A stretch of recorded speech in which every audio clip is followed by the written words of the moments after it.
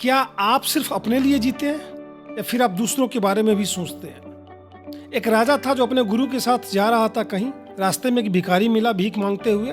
राजा ने उसे स्वर्ण मुद्राओं की पोटली दे दी और भिखारी बहुत खुश हुआ। रास्ते में जाते जाते उसने बहुत बड़ी प्लानिंग कर ली, घर बनाऊंगा, बंगला बनाऊंगा, फार्म हाउस लूंगा, बच्चों के लिए करूंगा। रास्ते में जहां वो आराम करने के लिए रुका वहां पर चोर ने उसकी पोटली चुरा ली।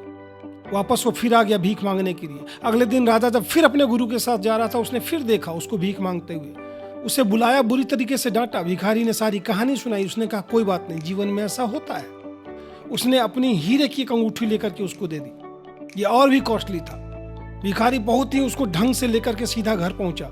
घर पहुंच के उसने घर में एक मटके में ले जाके उसको टांग दिया। कल इसको बेच करके बड़ा घर बनाऊंगा, वाइफ को ये दूंगा, बच्चों के लिए वो करूंगा। सारी प्लानिंग हो गई।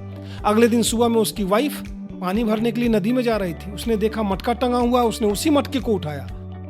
रास्ते में जब वो पानी भरने के लिए गई वो बह गई। तीसरे दिन फिर भिखारी वहां भीख मांगता हुआ। अब की राजा का पारा और ज्यादा था। उसके गुरु ने कहा नहीं, इस बार मैं हैंडल करूंगा। उसने 2 सिंपल सिक्काएं ली, उसको फेंक के दी, बोले इससे ज्यादा नहीं मिलेगा तुझे।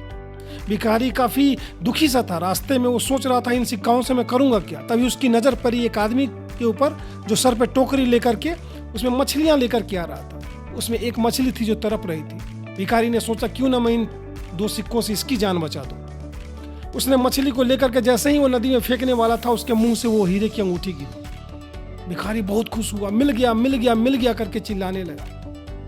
तभी उसके बगल से वो चोर जा रहा था जिसने उसकी स्वर्ण मुद्राएं चोरी की थी। वो आके पैरों में पड़ गया, बोला महाराज आप अपनी स्वर्ण मुद्राएं ले लो, लेकिन प्लीज हंगामा मत करो।